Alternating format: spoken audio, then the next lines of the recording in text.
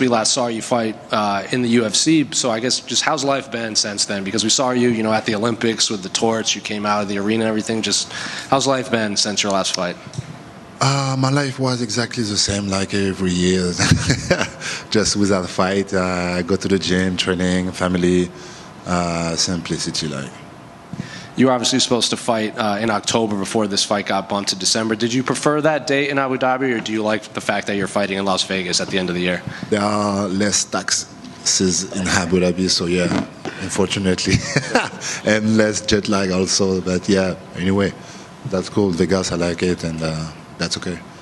Volkov was in here earlier, and obviously since you beat him last time, you guys have both kept winning, and he said at this point it just made sense that you guys would rematch possibly for this #1 contender. But were you surprised that they presented you with Volkov, considering how dominantly you beat him the last time? No, that's not a surprise. This fight makes sense. Like it just above me, so that's completely normal. And in front of me, there are Jones, Tom. I don't know exactly what's gonna happen. So yeah, this makes sense. Do you view this as a #1 contender fight for the heavyweight title? If I am, do you think it is? Est-ce que tu vois ça comme étant le match qualificatif? Like a semi-final, yeah, a little bit. Yes, of course. Yeah, that's true. Volkov said that he viewed this as round 6, 7, 8 because you guys have already fought 5 rounds before. Do you view that similarly, or is this just an entirely new fight for you? Je suis pas sûr. Volkov lui voit ça comme une continuité de votre combat. Donc c'est le round 6. Ah, that's nice. That's nice. No, it's going to be different. It's completely different because this time it will be in 3 rounds. The last time it was 5. The cage is different, so no, it will be different. Do you see, since your last fight, any major changes that he's undergone? Because like he said, he's training with more heavyweights now, and he's doing a lot more grappling to prepare for these bigger guys. So do you see anything different from then to now? I don't know. I didn't see anything special when I saw his last fight. I saw exactly, not exactly, because he's still already in a high-level striking. I saw this same guy, yeah. And then just last one for me, he was also in here, and he said that he thought Tom Aspinall was more deserving to be the heavyweight champion than John Jones, considering John doesn't really have interest in fighting Tom. I'm curious who you view as the rightful heavyweight champion of the world. Il a l'impression que pour lui, Tom Aspinall est légitime. Légitime par rapport. Est-ce que tu vois qui, toi, comme légitime? At this day, Jones is the champion, Tom interim champion. This is it. Ciryl, do you feel like because everyone in your division seems to be just talking about John and Tom, that you were being unfairly forgotten as one of the best in the world at your weight? Est-ce que tu as l'impression que, comme tout le monde parle de Jones et de Tom, qu'on a oublié que tu es l'un des... Yeah, that's okay. I'm okay with this situation. You see, for the moment, I'm just focused on Volkov. And after, we're going to talk maybe if I win this Saturday, me, Tom, what's going to happen. But for the moment, I got no ego. Yeah. I understand you don't want to talk about it. Do you believe that maybe outside of John Jones, you versus Tom is probably the biggest fight in this division? Yeah, probably, yeah. Yeah, probably. You mentioned that this fight with Volkov is going to be different than the first one. Is that mainly because of the round differences, or are you planning to approach him in a different style this way? Au-delà des rounds qui seront différents sur ce nouveau combat, est-ce que tu vois autre chose qui va être différent? For the moment, no. No, not really. Not big difference. Ciryl, the Paris arenas were packed with fans from the first fight. In America, most fans don't enter the arena until the main card. What do you think is the difference between American MMA fans and European MMA fans? Les fans arrivent très tôt en début de combat en France, alors qu'ici, les fans n'arrivent pas tant que c'est pas la même carte. Qu'est-ce qui fait cette différence, à ton avis? That's a great question. I don't know. I don't have a good answer. Maybe because there are really more events there, probably. Like in France, it's just one time. This is new, so the people are really...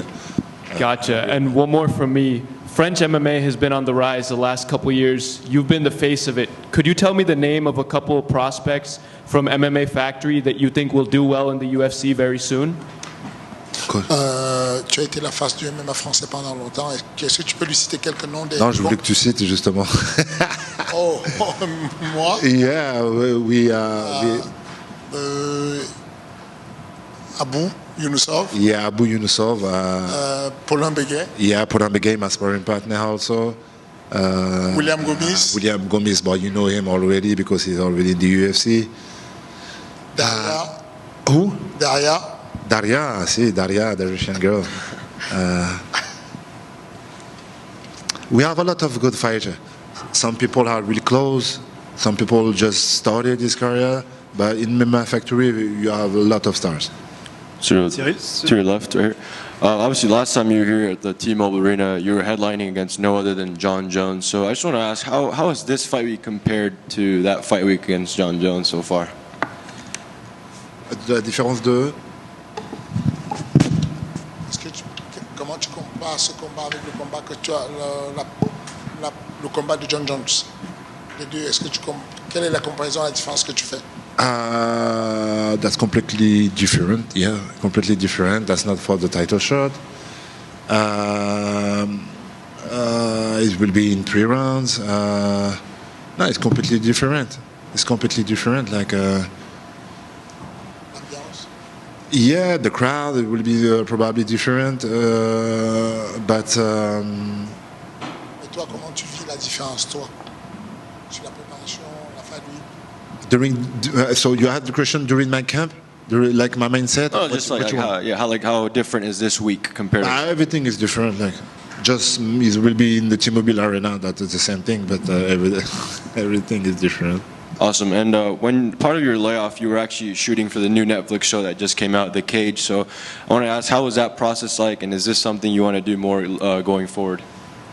Il dit que tu as tourné récemment le film La Cage et que c'est sur Netflix. Est-ce que tu comptes en faire plus? Est-ce que c'est quelque chose que tu as juste fait comme ça au passage? It was a great experience, first experience. It was really cool to do that. So if you have any proposition, yeah, why not? And I don't know like the statistics behind the show, but it seemed like it was doing well. It was on the top 10s for a while. So have you heard anything of them trying to bring the show back or something like that for another season? Il parle de La Cage sur Netflix. Ouais.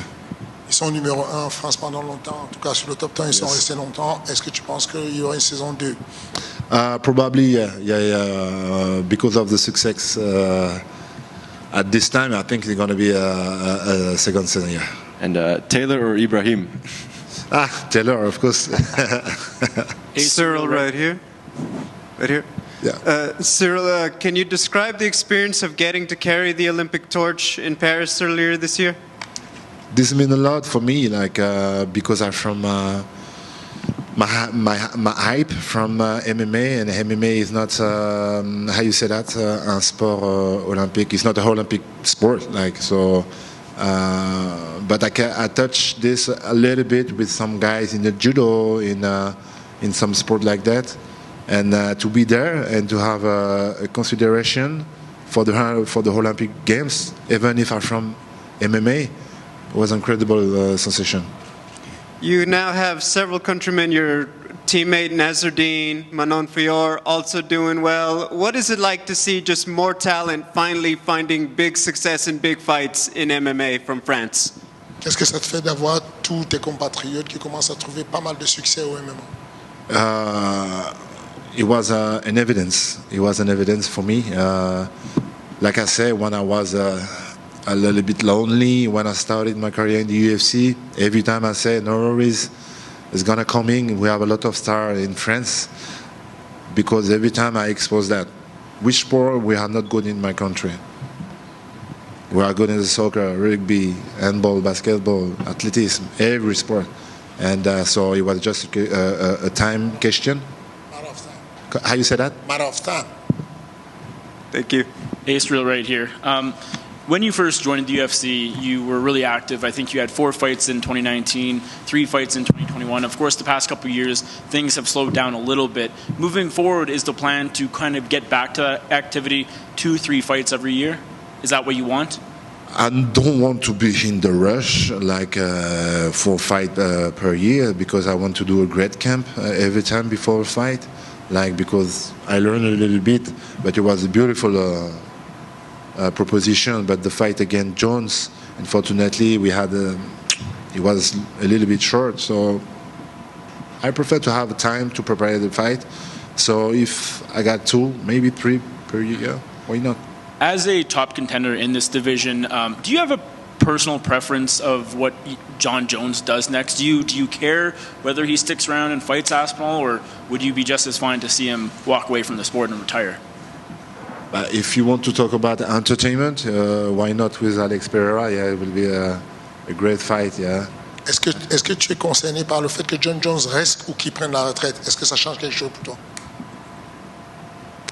No. This doesn't change anything for me. Like I just want to be.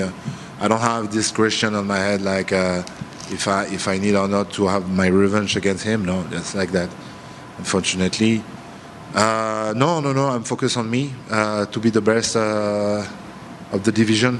That's just my target. Ciryl, comment t'as fait pour te motiver pour ce combat? Je t'ai pas dit tout à l'heure. Attends, viens on discute. Ah oui, on est noyé dans le truc. Comment est-ce que tu as fait pour te motiver pour ce combat-là? Parce que tu l'as déjà battu en 5 rounds, tu le connais. C'est des combats, en plus, il était disputé, même si tu as gagné clairement, c'était quand même un peu chiant, etc. Comment tu fais pour psychologiquement te motiver pour ce combat-là? Non, très facile à se motiver. La sensation que j'ai eue, c'est revanche, et c'est la première fois de ma vie que je fais une revanche, tout sport de combat confondu. Et donc au début, ça m'a pas excité comme un combat, comme un nouvel opposant, tu vois. Et donc du coup, c'était juste ça. Mais à partir du moment où je suis rentré dans mon camp d'entraînement, et puis surtout, ça fait sens. Il est juste collé à moi, derrière moi, donc il n'y a pas de. Mais non, j'ai pris ce camp d'entraînement très sérieusement et vraiment avec plaisir. On a passé beaucoup de temps à préparer ce combat-là. En plus, il a été repoussé. Donc non, très facile à préparer. Enfin, en tout cas, de rentrer dedans, quoi, très facile. Est-ce qu'il y a une partie de toi qui veut, même si c'est 3 rounds, donc qu'il est quand même assez durable, est-ce qu'il y a une partie de toi qui te dit, bon, soit tu veux essayer de montrer de nouveaux trucs, c'est-à-dire de fermer un petit peu les bouches de tout le monde et peut-être le mettre au sol ou quoi que ce soit, ou de le finir à tout prix, ou est-ce que tu es en mode, ça sert à rien de prendre des risques inconsidérés, juste le dominer? Non, j'ai déjà emmené des mecs au sol. On sait très bien que je prends plus de plaisir debout. Mais quand il y a des opportunités, je les tente, même si ça aboutit pas. Je sais que sur le premier combat, j'ai eu des timings. C'était pas les meilleurs. J'ai senti qu'il était solide et que j'allais dépenser de l'énergie. C'était du synchrone. Là, si j'ai encore un bon timing, comme j'ai déjà pu avoir avec lui, peut-être que je l'emmènerai au sol. J'ai déjà emmené des gars au sol, Francis, Jairzinho. Je suis pas dans l'optique de dire faut que je prouve des choses aux gens, faut que je montre que je suis emmené au sol parce que ou bien faire non. Moi je suis concentré sur le fait que je veux gagner mon combat et j'aimerais le gagner avec la manière, que ce soit debout ou au sol. J'aimerais terminer le combat avant la fin. Et dernière question, là pour les années qui viennent, est-ce que tu as un plan un peu de ce que tu veux faire, ou est-ce que tu prends les combats un par un et tu vois ce qui se passe, parce que forcément le paysage il change tout le temps? Comment est-ce que tu vois les prochains combats et genre 2025? Non, alors moi tu sais, j'ai toujours marché un peu main dans la main avec l'UFC. On a toujours fait confiance au process, aux propositions de l'UFC. Nous on écoute l'UFC vraiment. Quand il y a une proposition, on en discute, et quand il n'y a pas de proposition, on discute de rien du tout, quoi. Pour répondre aux polémiques, que j'ai refusé un tel. Non, nous on discute avec l'UFC, on ne discute pas avec Twitter, les réseaux. Ça t'a saoulé un peu, ça, ou pas? Bien sûr que ça m'a saoulé, mais bon, après si ça avait vraiment saoulé, j'aurais pris le créneau et je serais monté au créneau, je veux dire, sur les réseaux. Mais j'ai rien à prouver aux gens. S'ils veulent des vraies infos, ils vont poser des questions aux bonnes personnes. Ils vont poser des questions à l'UFC, et l'UFC donnera la réponse que je suis en train de te donner. J'ai refusé absolument personne. La seule fois que j'ai refusé, malheureusement, c'était à quelques semaines, ils m'ont proposé juillet, mais malheureusement, avec l'UFC, on avait choisi des dates pour tourner un film 2 mois dans l'année, tu vois. Malheureusement, c'est tombé là.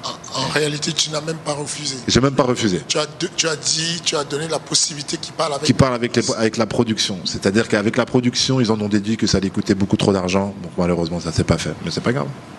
Merci beaucoup.